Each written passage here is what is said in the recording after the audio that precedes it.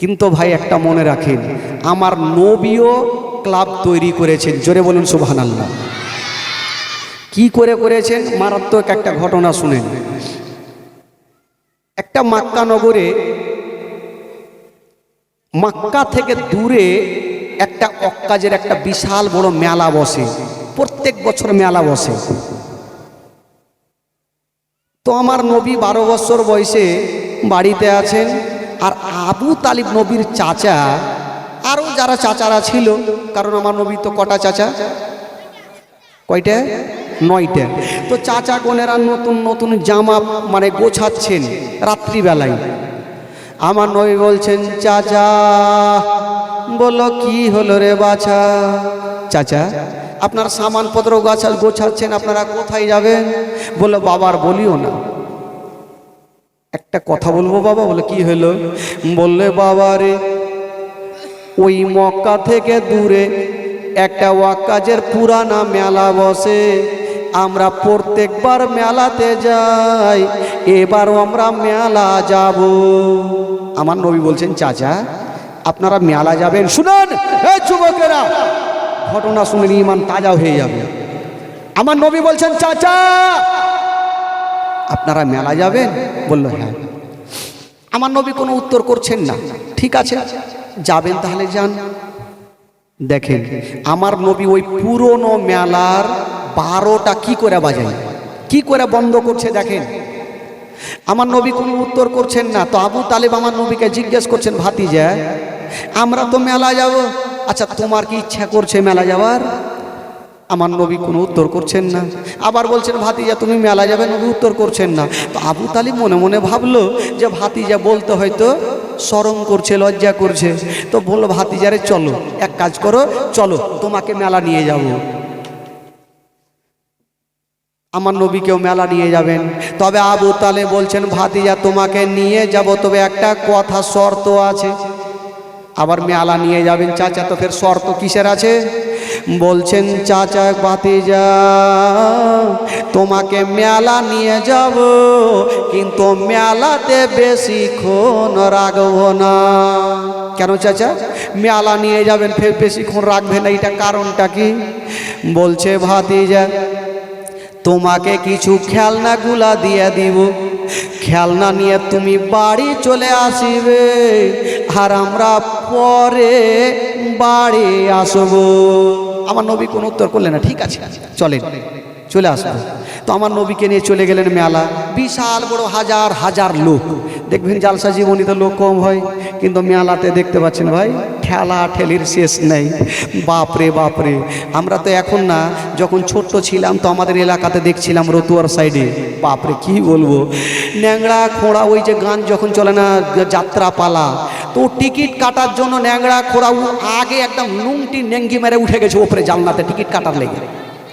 আপনি চিন্তা করছে জালসাতে কোনো লোক নেই, কিন্তু ভাই দেখেন গান বাজনা যদি এখানে লাগতো তাহলে লোকের ঠেলা ঠেলি ওর ছিল না।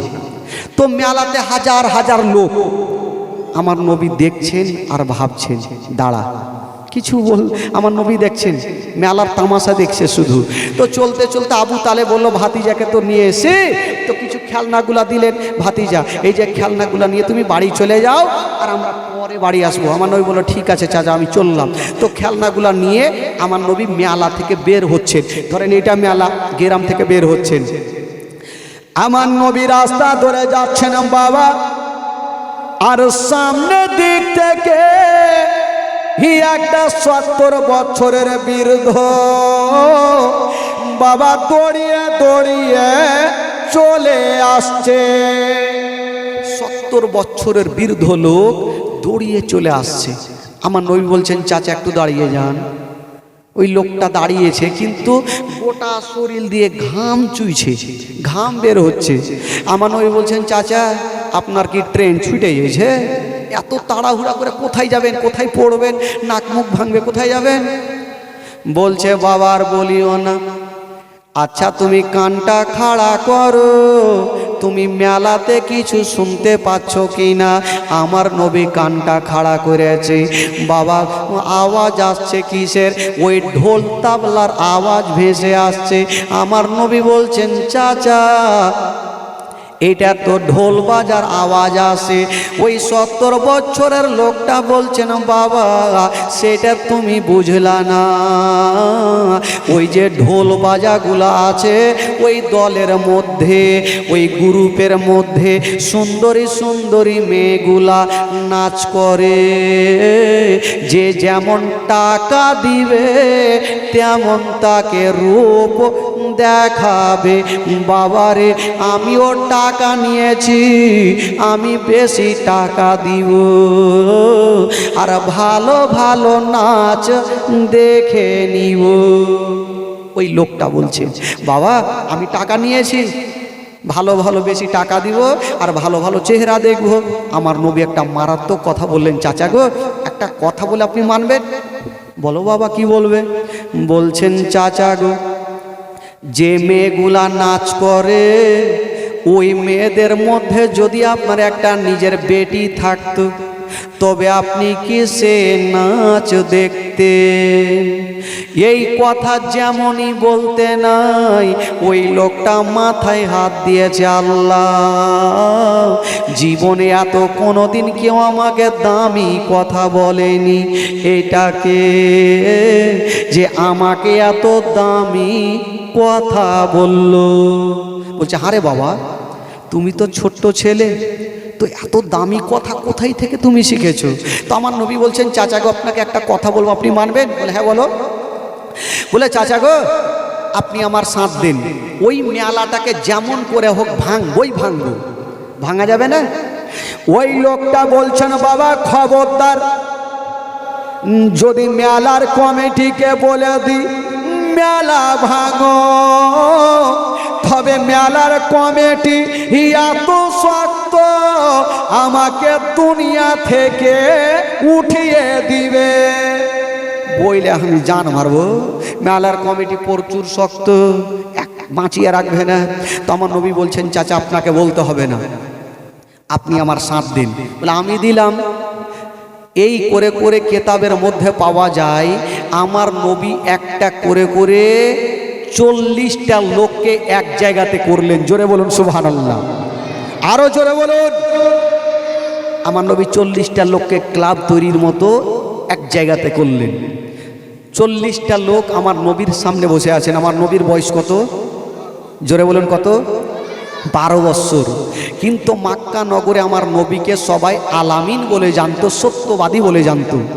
তো আমার নবী যখন 12 বৎসর বয়সে সবারই সামনে বসে আছেন, তো লোকজন বলছেন, ওগো আলামিন মেলাতে হাজার হাজার লোকজন থাকবে, তো মেলাটা ভাঙবো তো ভাঙবো কি করে? তো আমার নবী বলছেন, শুনো তোমাদের একটা কথা আমি শিখিয়ে দিই, তোমরা 40টা লোক মেলাতে চলো, আর 40 জায়গাতে দাঁড়াবে লম্বা হয়ে। প্রথম যে ব্যক্তি থাকবে আমি ইশারা করব, তখন উনি বলবেন মেলা চলবে না, মেলা বন্ধ করো। 2 নম্বরে যে থাকবে উনি বলবে মেলা বন্ধ করো। 3 নম্বরে যে থাকবে উনি বলবে মেলা বন্ধ করো।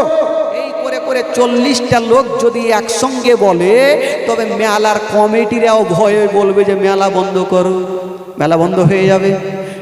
ঠিক আছে, তবে 40টা লোকের মধ্যে একটা হ্যাঁকড়া লোক ছিল। হ্যাঁকড়া, হ্যাঁকড়া বুঝলেন ভাই?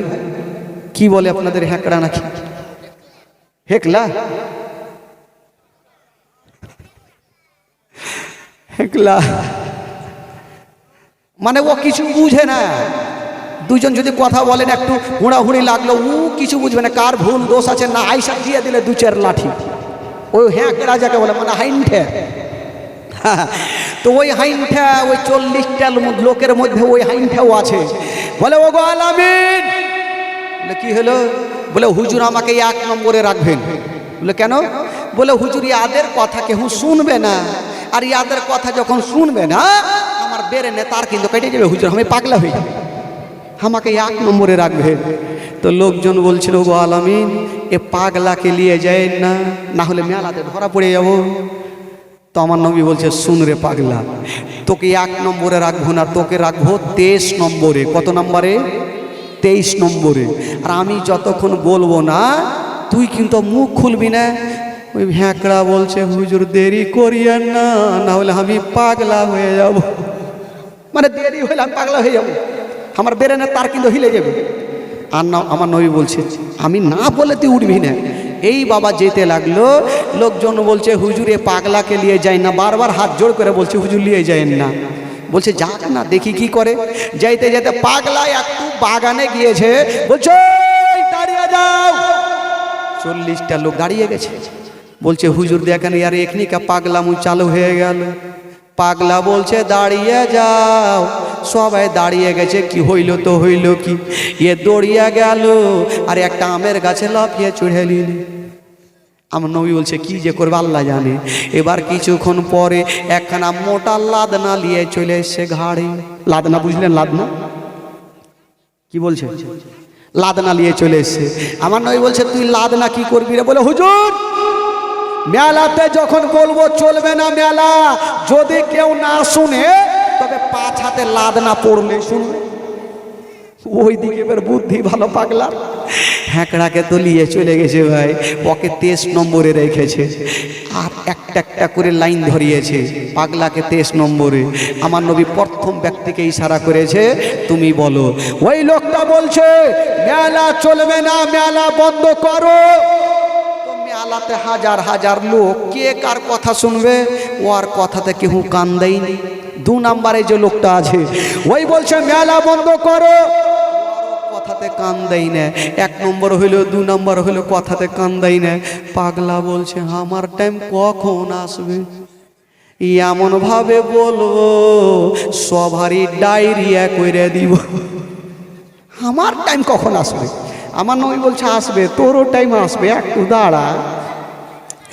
এই করতে করতে ভাই 1 নম্বর 2 3 4 5 করতে করতে 20 22 পার হয়ে গেছে। এবার পাগলার টাইম চলে এসছে। আমার নবী ইশারা করে দিয়েছে, এবার বল। পাগলা বলছে মেলা বন্ধ করো। পাগলার কথাও কিন্তু কেউ শুনেনি। উই হ্যাঁকড়া হাইঠে দেরি করলে না, লাদনা ছিল ঘাড়ে। ছুইটেছে যারা ঢোল বাজাইতে ছিল। 5 হাতে 2 লাদনা দিয়া বলছে তোরাকে বারবার বলছি মেলা বন্ধ করতে, তোরা শুনতে পাইস না? বাবু যেমনই 2টা লাদনা দিয়েছে 5 মিনিটের মধ্যে গোটা মেলা চিকিয়ে কে কুণ্ঠে গেল আর ঢুঁড়ে পাওয়া যায় না। পাগলাও বাড়ি চলে গেছে, আমার নবীও বাড়ি চলে গেছে। আর মেলার কমিটিরা সন্ধ্যার টাইমে একটা গাছের তলাতে বসে আলোচনা করছে, হ্যাঁ রে আমাদের 50 বছরের এত পুরোনো মেলা 5 মিনিটের মধ্যে কেমন করে কে ভেঙে দিল আমরা জানতে পারলাম না। আলোচনা চলছে আর হ্যাঁকড়া ওই রাস্তা দিয়ে চলে যাইছে। হ্যাঁকড়া বলছে তোমরা বসে কেন আছো? বলছে ভাই বলিও না, আমাদের মেলা কে ভেঙেছে, মনটা ভালো নেই। তো হ্যাঁকড়া বলছে ভাগ্য ভালো তোদের মেলা ভেঙেছি, তোদের কোমর ভাঙিনি। লোকজন ভাবছে বাপরে ই পাগলা হ্যাঁকড়া ও ছিল নাকি? তো বলছে তুমি কি কালকে ছিলা? বলে ছিলা। কেমন কথা বলছো? যার কাছে লাদনা ছিল ওইটা আমি ছিল। ধরা পড়ে গেল ভাই। এবার ইয়াকে বলল তোদের মালিক কে ছিল বল। হ্যাঁকড়া তো চিন্তা করছে, কহে দি ও আর কিছু বুঝে না তো, ও চট করে আমার নবীর নামটা নিয়ে ফেললেন। যেমনই নিয়েছেন বাবা ও গো মা বোনেরা, যেমনই আমার নবীর নাম খানা নিয়েছেন বাবা কয়েকটা মেলার কমিটিরা আবু তালেবের কাছে পৌঁছা গেল। আর বলছেন ও আব্দুল মুত্তালিবের বেটা আবু তালেব, আপনি তো পরের বিচার করছেন, এবার আপনার নিজের বাড়ির বিচারটা করুন। কি হয়েছে বলো? বলে আপনারা ভাতিজা আমাদের পুরানা মেলাকে ভেঙেছে, ইয়ার বিচার চাই। আবু তালেব বলছে ঠিক আছে, তোমরা বিচার চেয়েছ, তোমাদের বিচার দিব, তোমরা চলে যাও। আবু তালেব আমার নবীকে ডাক দিচ্ছেন, বাবা ও ভাতিজা আমার কাছে চলে আসো। আমার নবীকে ডাকছেন, কিন্তু আমার নবীর চাচি মা আবু তালেবের স্ত্রী ভাবছেন, আল্লাহ, আমার স্বামী যদি আমার ভাতিজাকে ডাকে আর একটু গালিগুলোজ করে, আমার ভাতিজার কষ্ট হবে, কাঁদবে। আমার মা যদি থাকতো তবে আমার মা আমাকে বুকে নিয়ে সান্ত্বনা দিত। না, আমার ভাতিজাকে আমি একাই ছাড়বো না, আমার স্বামীর কাছে আমিও যাব।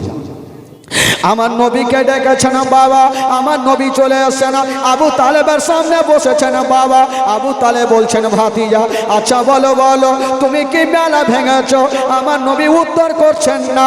বাবা গো, আমার নবী একটা জায়গাতে বসে, আর আবু তালেবের স্ত্রী আমার নবীর চাচি মা একটা জায়গাতে বসে।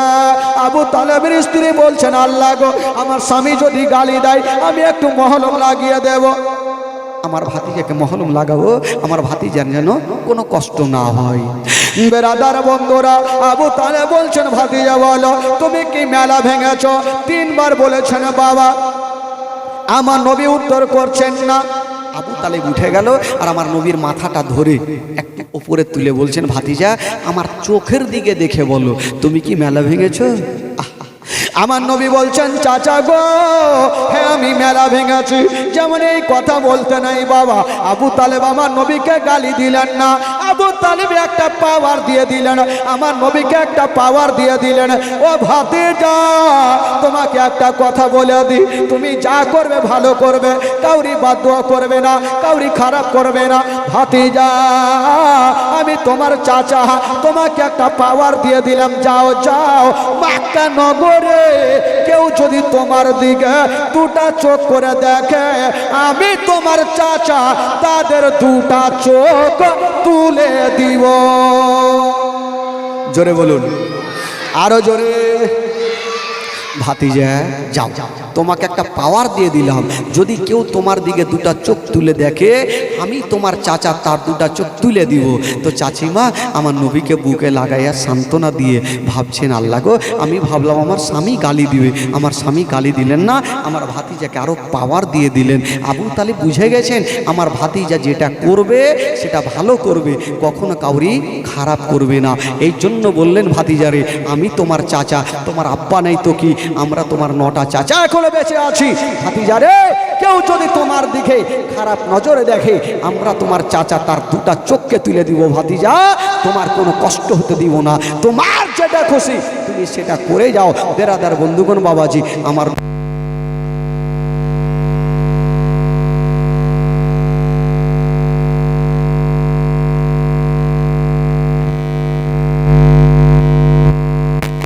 রাত্রি 11:30 হয়ে গেল। ইনশাআল্লাহুল আজিজ হায়াত বাকি। তবে একটা কি বলছিলেন যেন, সোনা আছে এটা? আচ্ছা, কালকে করবে। আচ্ছা, একটু বলে দিই, দেখিয়ে দিই একটু, কেউ উঠিয়ে না ভাই, যে একটা সোনা দিয়েছে, এটা কি বলে? নাকের চুঙি। আজকে ডাক হবে না, এটা কালকে হবে। তবে ইনশাআল্লাহুল আজিজ কার যে ভাগ্য হবে, বিবিকে যে ভালোবাসে বেশি, সেই এটা নিয়ে যাবে। তো দেখবো কালকে কারা আসবেন, অবশ্যই এটা কালকে ডাক হবে। আর এগুলো তো ডাক হবে মনে হয় নাকি, এগুলো ডাক হবে তো? আচ্ছা, এগুলো তো ডাক হবে ইনশাআল্লাহুল আজিজ। তবে সকলে দাঁড়িয়ে যাবো, সালাতে সালাম পড়বো, তারপরে ইনশাআল্লাহুল আজিজ এগুলো করবো। আর তবে একটু সেটা আপনারা বসবেন, ইয়া নবী সালাম।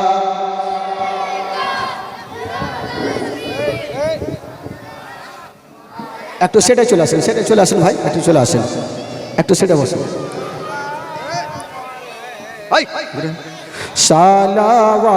সালাওয়াতুল্লাহ ইয়া রাসূলুল্লাহ ইয়া হাবিবে, নবীজির আব্বা আব্দুল্লাহ, নবীজির মাতা আমেনা, নবীজির কদমা হালিমা, নবীজির রওজা মদিনা, ইয়া নবী সালাম ইয়া রাসূল সালাম ইয়া হাবিব সালাম আলাইকা সালাওয়াতুল্লাহ ইয়া রাসূলুল্লাহ ইয়া হাবিবে ঘুরিয়া দেশ ভুবনে দেখিলাম আপন নয়নে যা আছে আসমান জমিনে সবে যে আপনার অধীনে ইয়া নবী সালাম আলাইকা ইয়া রাসূল সালাম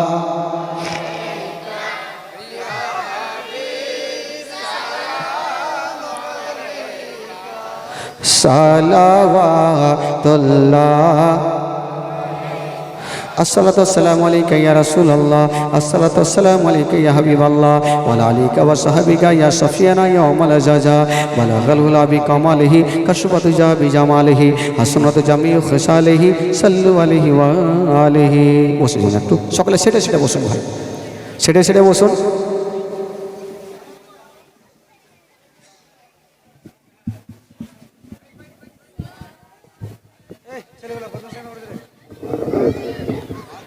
হ্যাঁ যারা মনে করছেন দোয়াটা করে যাব একটু চুপচাপ বসে থাকুন যারা মনে করছেন দোয়া করব না হ্যাঁ হ্যাঁ করছি হ্যাঁ করছি যারা মনে করছেন চলে যাব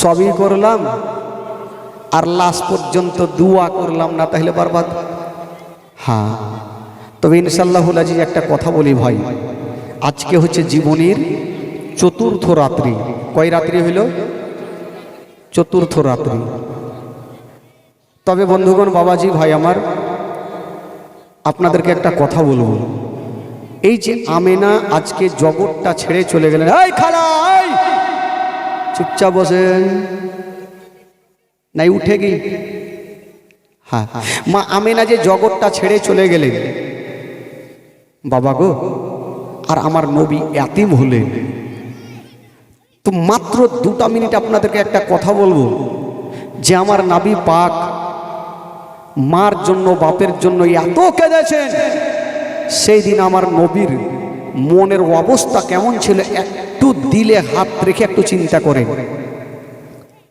বাবা গো কিন্তু আমার নবী পাক সাহেবাউল্লাহ এই বাবা এই উঠাকে ফেক দেंगे চুপ আমার নবী পাক সাহেবে লাউলাক কত কেঁদেছেন বাবা তবে ওই নবীর একটা দিওয়ানা একটা ভালোবাসা চাহানেওয়ালা আমি শুধু একটাই দেখবো ভাই যে আমার নবী মাকে হারালেন 6 বছর বয়সে আমি ওই নবীর মাকে হারার একটা আমি দেখতে চাই যারা মাকে হারিয়েছেন মা হারার ব্যথা কেমন আমার নবী ভালো করে জানে একটা ভাইকে বলবো 1000 করে টাকা যারা মাকে হারিয়েছেন মার জন্য যারা মাকে হারায়নি তারাও মার জন্য 1000 করে টাকা আমার 5টা খোদার বান্দার কাছে নিব ভাই একটু আজকে কেঁদে কেঁদে দোয়া করবো আল্লাহর কাছে আল্লাহ গো উনার মা নাই আল্লাহ উনার মাকে তুমি জান্নাতবাসী করে দিও যার মা বেঁচে আছে অন্য মার জন্য 1000 করে টাকা একটু দিতে পারবেন না ভাই একটু হাতটা তুলতে পারবেন না কোনো যুবক ভাই বন্ধুগণ বাবা একটা কোনো খোদার বান্দা এদিক থেকে হবে না কি নাম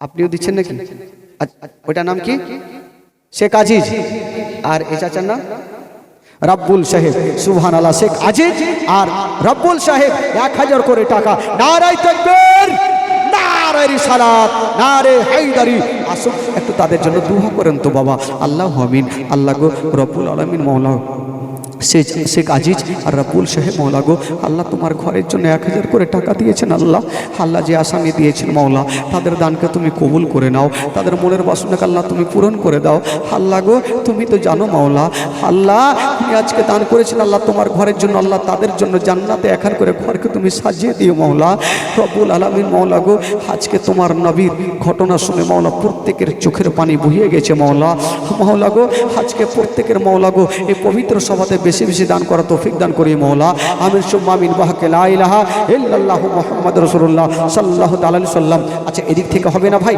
1000 করে টাকা, দুটা খোদার বান্দা, কোনো যোগ্যমের যোগ্য বেটা একটু দিতে পারবেন না বাবা?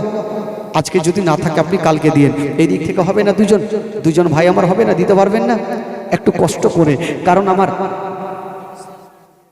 সাইজুল হাজি সাহেব 1000 টাকার দাতা, সুবহানাল্লাহ মাশাআল্লাহ। তবে সাইজুল হাজি সাহেব দিয়েছেন 1000 টাকা। আচ্ছা এদিক থেকে একটা কেউ নাই 1000 টাকা দেনে বলে একটা কোনো যোগ্যময় যোগ্য বেটা একটু হাত তুলতে পারবেন না ভাই? কোনো খোদার বান্দা একটা উঠান তো দেখি। মা গো মা, আমি কমিটি ভাইকে বলবো, বাবা গো মা গো, আজকে মা আমেনা জগৎটা ছেড়ে চলে গেলেন মা, আমি দেখতে চাই মা আমেনাকে কতটা আমার মা ভালোবাসেন, মোহাব্বত করেন। মা প্রত্যেকটা মা 100 200 করে 500 করে টাকা একটু চটচট করে পাঠান তো মা গো, মাত্র 3টা মিনিট একটু সবারই জন্য আজকে দেওয়া হবে। কমিটি ভাই